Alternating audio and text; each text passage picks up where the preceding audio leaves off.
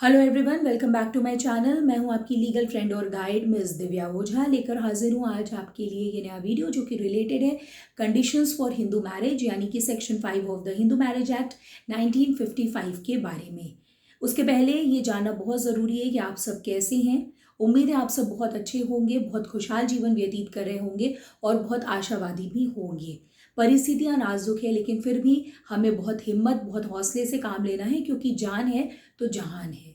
अब बात करते हैं आज के टॉपिक के बारे में। तो हिंदू मैरिज एक्ट का सेक्शन 5 जो है वो हमें 5 कंडीशंस बताता है जिनमें कि कोई भी हिंदू मैरिज अगर वो दो लोगों के बीच में हो रही है, दो हिंदूज के बीच में हो रही है, तो वो मैरिज जो है वो वैलिड मानी जाएगी। वो वॉइड या वॉइडेबल की श्रेणी में नहीं आएगी। वॉइड या वॉइडेबल की श्रेणी में आपको पहले ही बता चुकी हूँ। जब मैंने आपसे बात की थी वॉइड मैरिज की तब मैंने आपको बताया था कि 1, 4 एंड 5 ये जो तीन कंडीशंस है, अगर इनका वायलेशन होता है, अगर ये कहीं से भी अगर इनका पालन नहीं हो रहा तो वो मैरिज जो है वो वॉइड मानी जाएगी। लेकिन उस दौरान मैं आपको इन कंडीशंस के बारे में मैंने आपको नहीं बताया था। लेकिन जब मैंने वॉइडेबल मैरिज की बात की थी वहां पर मैंने इन कंडीशंस के बारे में आपको बताया था। तो वॉइड और वॉइडेबल मैरिज मैं आपको पहले ही बता चुकी हूँ। आज मैं आपको बताऊंगी कंडीशंस के बारे में। एक चीज मैं आपको और बता दूं, चूंकि मेरा जो चैनल है वो आपको लीगली गाइड करना है केसेस के रिगार्डिंग, या किसी भी तरीके की आपको लीगल हेल्प चाहिए। So it's not a coaching class. ये मैं कोई आपको कोचिंग क्लास प्रोवाइड नहीं कर रही हूँ। इसलिए बहुत सारे ऐसे टॉपिक्स होंगे जिसके बारे में अगर आप डिटेल में जानना चाहते हैं तो आप प्लीज़ मुझे कमेंट सेक्शन में बताइएगा। मैं आपको उनके बारे में डिटेल में भी बताऊंगी। लेकिन basically I am a practising lawyer in Allahabad high court. तो जो मेरा मोटिव है वो आप लोगों को मुकदमों के लिए गाइड करना है। मेरा मोटिव है उन लिटिगेंट्स को गाइड करना जो कहीं ना कहीं लैक ऑफ लीगल नॉलेज की वजह से कहीं ऐसी जगह पर अटक जाते हैं, कहीं ऐसी जगह पर फंस जाते हैं जहां पर कि उनको अपने मुकदमे में बहुत फ्रूटफुल रिजल्ट नहीं मिल पाता। सो मेरा जो एम है वो ये है कि मैं आपको मुकदमों के मुकदमों को लेकर मैं आपको गाइड कर सकूं। किसी भी तरीके की लीगल हेल्प अगर आपको चाहिए तो मैं आपको दे सकूं। So if you want any kind of descriptive video regarding any of the topic, then you can tell me. I will definitely make and post video for that, whatever you people request me, whatever you people want me to do. So आज का topic है section 5। Section 5 में 5 conditions दी गई हैं Hindu marriage act 1955 के तहत Hindu marriage के valid होने के लिए। पहला है मोनोगेमी, यानी कि हस्बैंड वाइफ दोनों जो है शादी के समय मैरिड नहीं हो। ये एक शादी की बात करता है, हस्बैंड वाइफ दोनों की वो पहली शादी होनी चाहिए। वर वधू लड़का लड़की दोनों में से किसी की पहले शादी नहीं होनी चाहिए। अगर पहले से वो विवाहित हैं तो जो दूसरा विवाह है वो वैलिड नहीं माना जाएगा, उसे लॉ में मान्यता नहीं होगी। अब दूसरा है वर वधू दोनों में से कोई भी एक अगर वैलिड कंसेंट देने के लिए अनसाउंडनेस ऑफ माइंड की वजह से अगर केपेबल नहीं है, if any of the party is incapable to give valid consent, अगर वो इनकेपेबल है वैलिड कंसेंट देने के लिए due to unsoundness of mind, तो वो भी जो मैरिज है वो वैलिड नहीं मानी जाएगी। अब ये है जो क्लॉज 2 है वो बात करता है सैनिटी की, यानी कि मानसिक रूप से सही होने की। तो जो क्लॉज 2 है उसके तहत 3 कंडीशंस दी है, जिसमें से कि पहला है कि अगर कोई भी पार्टी दोनों में से valid consent unsoundness of mind की वजह से देने के लिए सक्षम नहीं है तो वो मैरिज जो है वो वैलिड नहीं मानी जाएगी।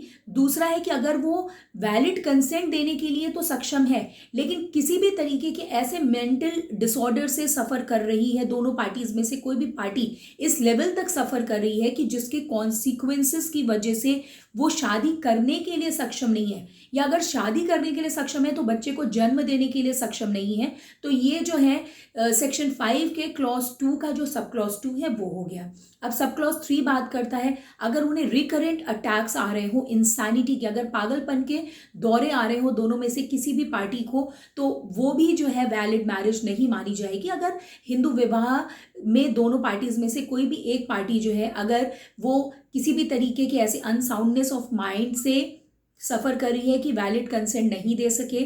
दूसरा ये है सब क्लॉज 2 का जो सब क्लॉज 2 है वो ये है कि अगर वो वैलिड कंसेंट दे भी पा रही है तो कहीं ना कहीं पर वो इस तरीके के मेंटल डिसऑर्डर से सफ़र कर रही है कि as a result of the same वो शादी के लिए सक्षम नहीं है, या फिर वो शादी के लिए अगर सक्षम है तो बच्चे को जन्म देने के लिए सक्षम नहीं है। और तीसरा है कि वो जो है वो उसे बार बार इंसैनिटी के दौरे पड़ते हैं, पागलपन के दौरे पड़ते हैं, तो भी वैलिड कंसेंट, अगर वो कंसेंट दे भी देती है तो ये मैरिज जो है वो वैलिड नहीं मानी जाएगी।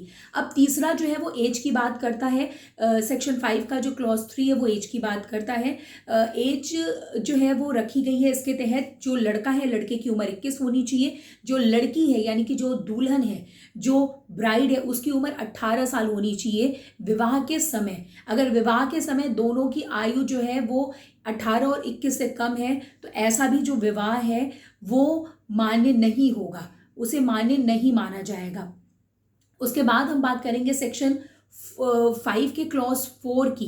क्लॉज 4 बहुत इंपॉर्टेंट है। थोड़ा सा ये क्लॉज जो है वो टेक्निकल है, थोड़ा सा ये समझने में टफ है, लेकिन डेफिनेटली मैं आपको डिटेल्ड वीडियो में इसके बारे में ज़रूर बताऊंगी। ये है डिग्री ऑफ प्रोहिबिटेड रिलेशनशिप। अगर डिग्री ऑफ प्रोहिबिटेड रिलेशनशिप में दो पार्टीज आती हैं, वो दोनों पार्टीज जो हैं वो डिग्री ऑफ प्रोहिबिटेड रिलेशनशिप में नहीं आनी चाहिए। डिग्री ऑफ प्रोहिबिटेड रिलेशनशिप के बारे में दिया हुआ है सेक्शन 3 का जो क्लॉज जी है उसमें। सेक्शन 3 का क्लॉज जी बात करता है डिग्री ऑफ प्रोहिबिटेड रिलेशनशिप के बारे में।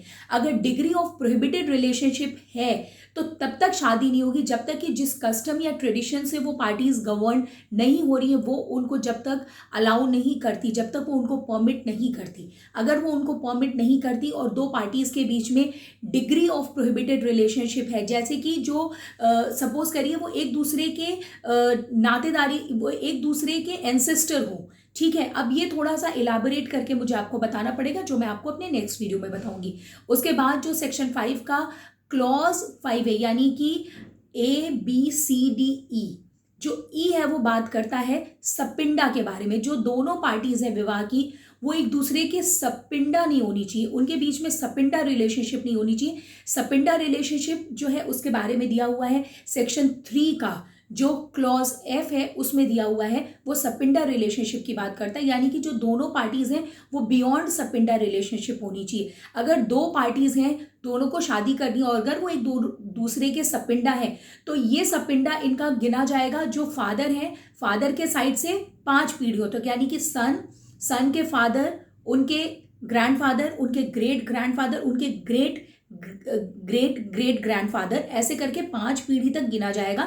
एंड ठीक वैसे ही मदर के साइड से ये 3 पीढ़ी तक गिना जाएगा, जैसे कि mother, then grand mother, then great grand mother. So अगर इधर से गिना जाएगा सन की माँ यानी कि मदर, देन ग्रेट मदर के बाद grand mother, then great grand mother. So ये फादर के साइड तक 5 पीढ़ी तक गिना जाता है सपिंडा रिलेशनशिप, और मदर के साइड पे ये 3 पीढ़ी तक गिना जाता है सपिंडा रिलेशनशिप। सो जो दोनों पार्टीज हैं वो एक दूसरे के सपिंडा नहीं होनी चाहिए। अगर वो एक दूसरे के सपिंडा है तो जब तक कि जिस ट्रेडिशन या यूजेस से वो गवर्न हो रही है, जिस भी कस्टम से वो गवर्न हो रहे हैं, अगर वो अनलेस कि उनको वो प्रोवाइड ना करे, अगर वो उनको परमिट ना करे, अनलेस जिस लॉ से, जिस कस्टम से वो गवर्न हो रहे हैं वो परमिट ना करे, तब तक अगर उनके बीच में शादी होती है तो वो शादी जो है वो वॉइड मानी जाएगी। यानी कि ऐसी जो मैरिजेस होती हैं ये प्रारंभ से ही वॉइड होती हैं, इनका लॉ में कोई अस्तित्व नहीं होता, इनके डिक्लेरेशन की भी ज़रूरत नहीं होती, लेकिन फिर भी इनके फॉर्मल डिक्लेरेशन का प्रावधान किया गया है, जो कि मैं आपको ऑलरेडी बता चुकी हूँ अपने पिछले वीडियोज़ में, जबकि मैंने आपसे वॉइड मैरिज की बात की थी। तो ये सेक्शन 5 के तहत 5 कंडीशंस हैं, 5 क्लॉज दिए हुए हैं, जिसमें कि 5 कंडीशन दी गई है। पहला है मोनोगैमी के बारे में, दूसरा है सैनिटी के बारे में। सैनिटी मीन्स कि मैं इंसैनिटी इसलिए नहीं बोल रही हूँ क्योंकि मानसिक रूप से सक्षम होना बहुत ज़रूरी है, ठीक है। अगर कोई भी व्यक्ति मानसिक रूप से विकृत है तो वो अगर कंसेंट देता है तो वो वैलिड मैरिज नहीं माना जाएगा। और तीसरा एज के बारे में, चौथा हो गया डिग्री ऑफ प्रोहिबिटेड रिलेशनशिप के बारे में, और 5वां हो गया सपिंडा, यानी कि वो एक दूसरे के सपिंडा नहीं होने चाहिए। सो ये था आज का टॉपिक, जिसमें कि मैंने आपसे बात की कंडीशंस फॉर हिंदू मैरिज के बारे में, यानी कि 2 लोगों के बीच में हिंदू मैरिज तभी वैलिड मानी जाएगी, 2 हिंदूज के बीच में तभी मानी जाएगी वैलिड, जबकि ये 5 कंडीशंस जो है वो फुलफिल होंगी। अगर इन 5 में से कोई भी एक कंडीशन फुलफिल नहीं हो रही तो वो मैरिज या तो वॉइड मानी जाएगी या तो वो वॉइडेबल मानी जाएगी। तो अगर आपको मेरा वीडियो पसंद आए तो मेरे चैनल को सब्सक्राइब करना, वीडियो को लाइक करना, शेयर करना और कमेंट सेक्शन में जाकर ये बताना कि आपको वीडियोस कैसे लगे, आपके क्या क्या सवाल हैं। बिल्कुल भी मत भूलिएगा, आप बिल्कुल फ्री हैं, मैंने अपना नंबर भी देकर रखा हुआ है।